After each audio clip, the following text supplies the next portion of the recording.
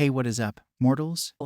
It is Robo Celestial here with a new video for you. Welcome to part 1 of What If Deku Was a Saiyan. I just wanted to greet you guys by just saying, sit back and relax, you're in for a treat. So, we begin. What if Deku was a Saiyan? Well, the first question that comes to mind is if Saiyan DNA is considered a quirk here.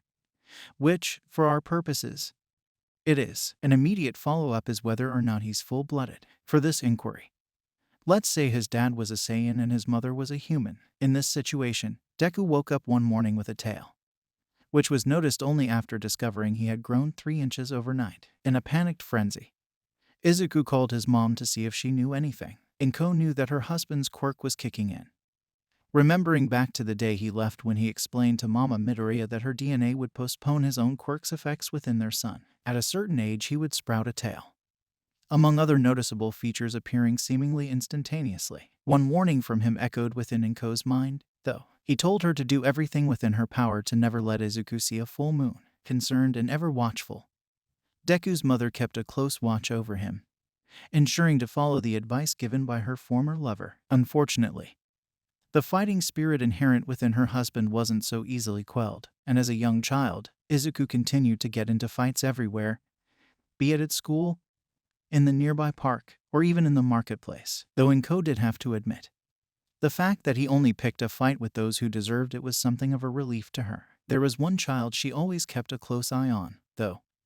Katsuki Bakugo, the boy who would adore antagonizing Deku and showing him up at every possible opportunity. During some skirmishes that left Izuku far more upset than he should have been, she recalled having to calm him down for hours before he'd finally, albeit reluctantly, sleep it off. One particular incident, however, caused Inko to nearly harm Bakugo herself. It was a slightly overcast day, and much like he usually did, Izuku was standing up for one of the kids who Katsuki's cronies frequently targeted for cruel tricks. Unlike normal, however, it was beginning to grow late. The confrontation, as anyone would expect, ended with Bakugo pinning Izuku to the ground, victorious. His fighting spirit wasn't quelled by any means, but his body simply couldn't keep up any further. Seeing the clouds brush past the dark sky and revealing a nearly full moon, Katsuki decided to give his rival a scare. Hey, Deku, you're always saying you can't look at a full moon, right? Your dad said so. His grin broadening sinisterly,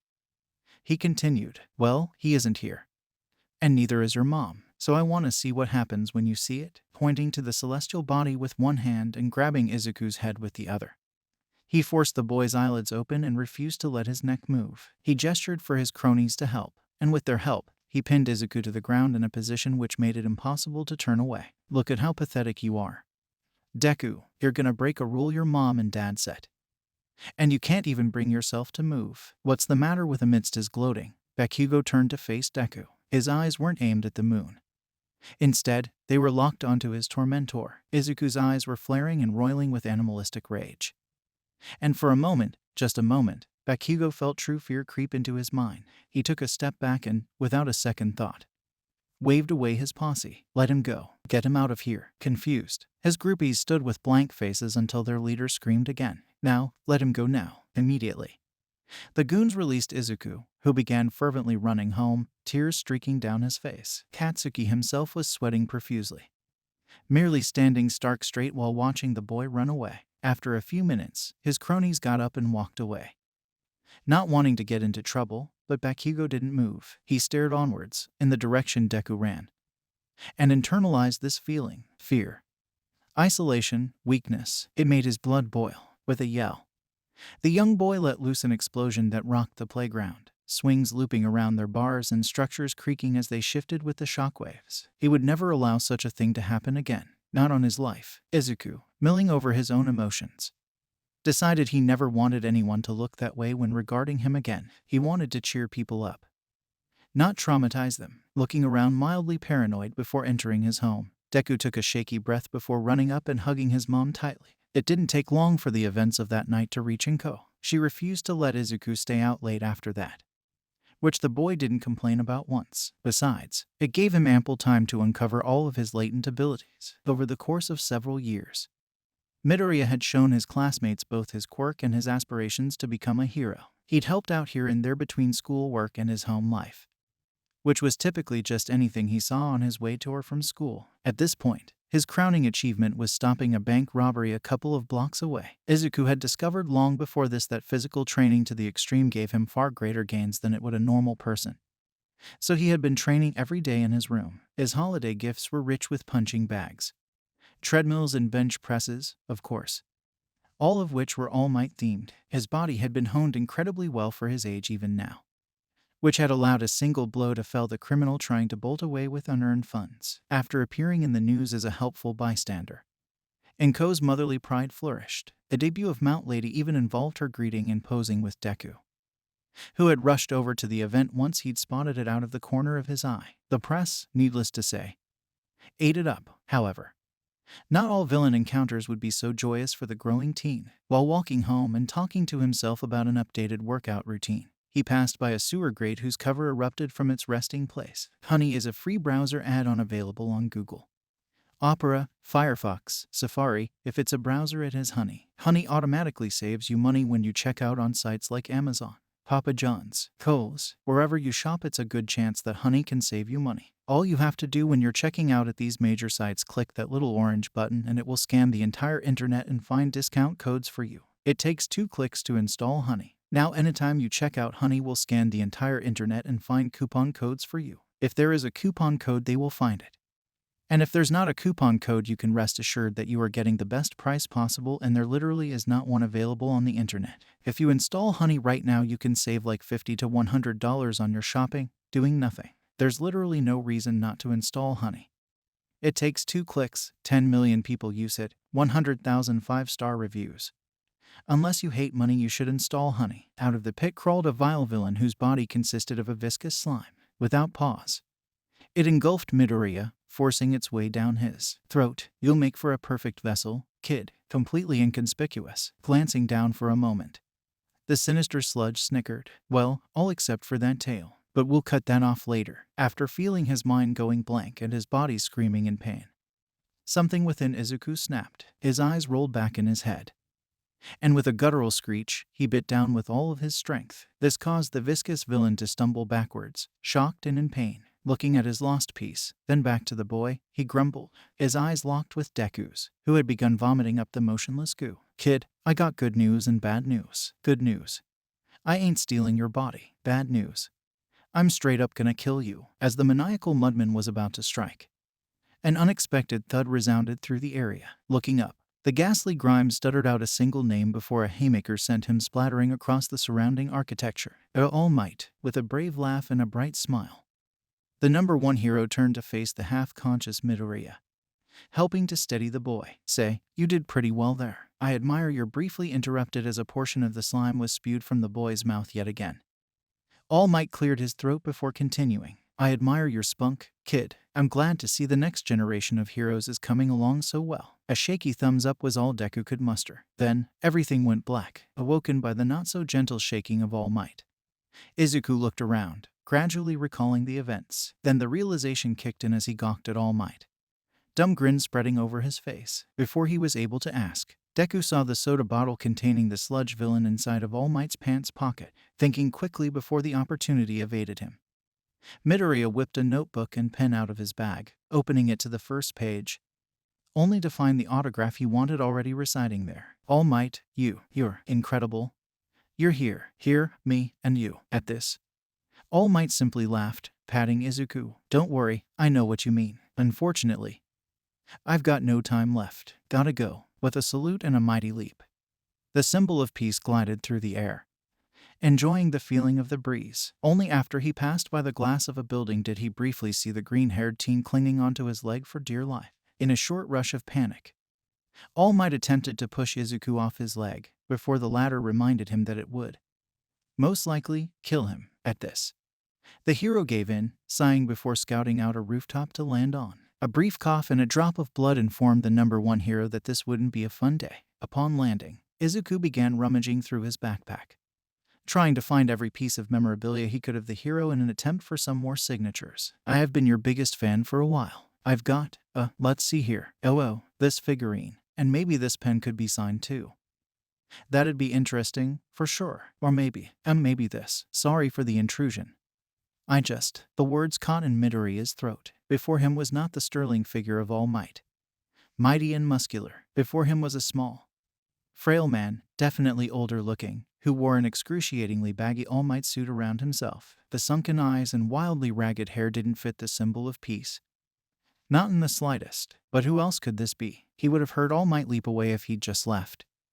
And the door definitely didn't open. This had to be All Might. But, what? Asked Midoriya. Who? How? The only response he got for some time was a sigh. Right, from the beginning. Then, over the course of several minutes, All Might explained how he had been gravely injured in a fight with a villain some years back, and how seriously damaged his internal organs were where the nearly fatal blow had landed. How this meant he could only fight crime for a limited amount of time each day or risk showing this form off to the public. Izuku didn't need anyone to explain to him how that would be bad. So you can't fight like you used to? Inquired Deku. That's right, kid. I have no way of knowing if this condition'll just keep getting worse, or if I'm at rock bottom now. Guess I'll just have to keep forging onwards. Looking up with a grin, Toshinori nodded to his admirer. But people like you, you're gonna be able to take over where I can't. You'll be more than capable of defending this world from the sorts of villains who did this to me. You especially. I see a spark in you, one I've been looking for a long time. Smiling to himself and slowly standing up,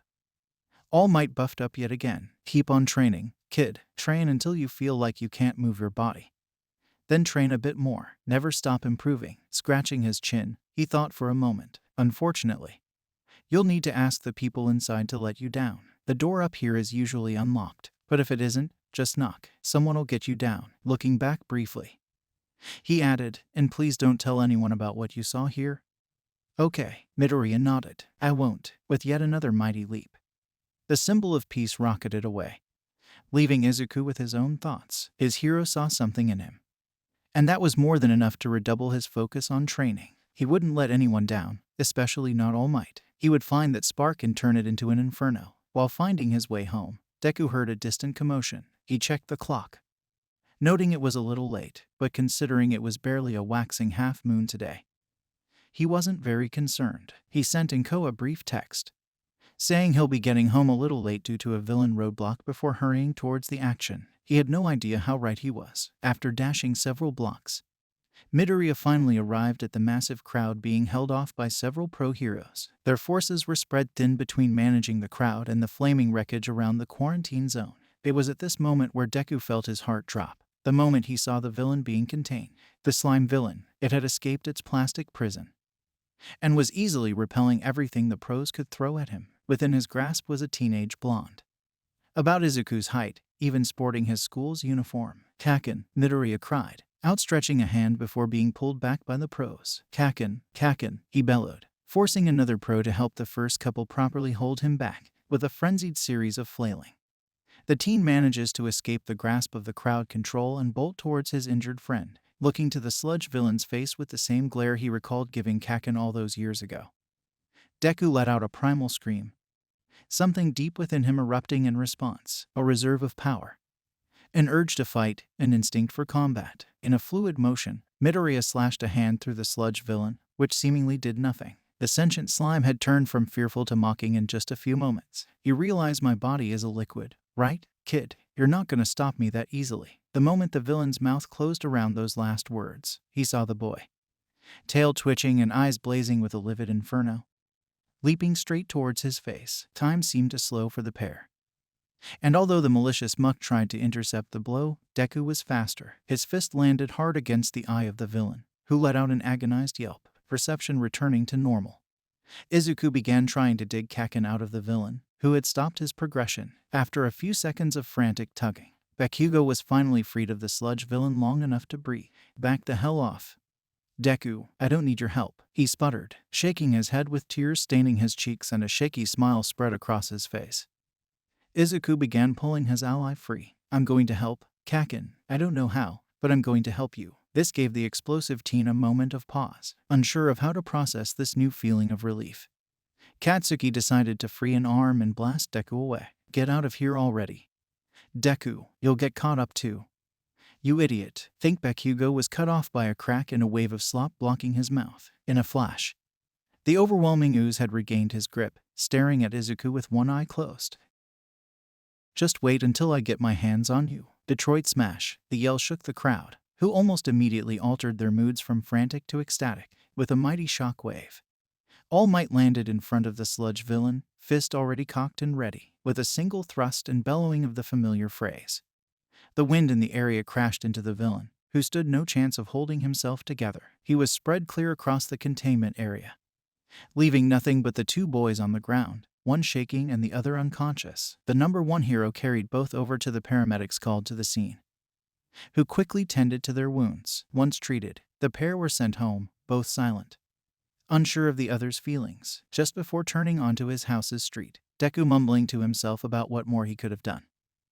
A massive form careened into the street in front of him. Once the dust settled, a bulked-up All Might stood proudly before a shocked and excited Midoriya. "I am here," he bellowed mightily. Not a second later, his body deflated itself as he coughed up a not-so-healthy portion of blood, Deku trying to steady his hero. "Young man, you've shown such great promise today, and I wanted to thank you. What's your name?" "My name is Izuku M. Midoriya." "But thank me? For what?" pondered the green-haired teen. "You see, young Midoriya, noticing you running out there despite everyone trying to stop you in an attempt to rescue that teen when nobody else could, that's a seriously cool move. Reckless for sure, but admirable." Shaking his head and growing more serious, he continued, "But that isn't the only reason why I came here. Clearly you know the secret of my form, but there's another fact I've been hiding. The real reason I've been staying in this city is to find my successor, someone worthy of inheriting my power." This caused Midoriya to stagger. Inheriting? You mean your quirk? Is that even possible?" "That'd mean everything we know about quirks so far is." He was interrupted with a loud cough from All Might. "Sorry," he yelped, bowing to the symbol of peace. "No worries. And yes, it is my quirk. My power is one derived from many other users, each one gaining more power than the last. I had this power bestowed upon me, and now I want to pass it on to you, young Midoriya." I couldn't imagine a better candidate for the next number one hero. Frozen in place, tears streaming down his face, Deku shook as he looked up into All Might's sunken, determined eyes. This was real. All of this was real. He began, but then paused. He looked down at his hands, then his tail, which snuck into his periphery. His head sank low. "I cannot thank you enough, All Might, but I can't accept your quirk." All Might looked quite puzzled, staring at Midoriya. "Are you sure? You could be the thing this world needs." "With all due respect, All Might, this isn't right," Izuku explained, "because someone out there far better than I do has got to exist. Someone who doesn't already have a quirk. I was lucky with the ability that I got. It makes me really proficient in hand-to-hand combat. If someone else who's quirkless has the same traits as me, I want them to have it." At this, the number one hero just grinned even wider before scratching the back of his head. "Geez, kid, you got me there. I did hear you mumbling about training. Can I at least help you out with that as a way to say thanks for motivating me back there?" Before Deku could respond, Toshinori held up a hand. "Yes, I'm sure it wouldn't be a hindrance or waste my patrol time. I can train you in between those sessions of proper heroics." "Now," he asked, holding out a hand, "what do you say?"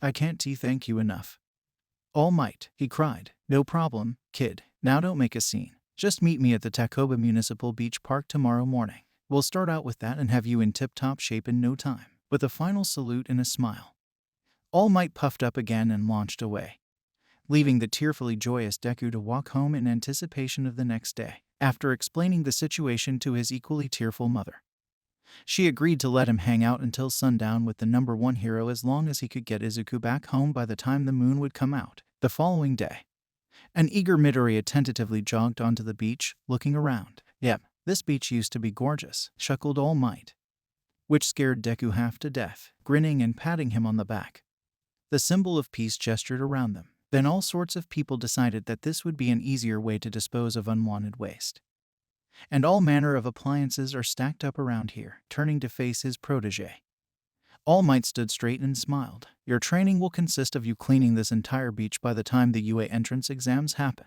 At this, Deku's jaw dropped, looking around at the numerous broken-down cars, rusted fridges and busted washing machines. He swallowed hard. This wasn't going to be easy. "Thank you all for sticking around, and I hope that you enjoyed. Before you leave, we would just like to let you know that We the Celestials has many other channels for your entertainment and viewing purposes. All the information you'll need is right below here in the description. So feel free to check out all the other incredible projects our team creates. Secondly, on behalf of We the Celestials, I'd like to thank everyone involved in the production of today's awesome content. Their details will be in the description below. That's all for today's video. So goodbye and have a divine day.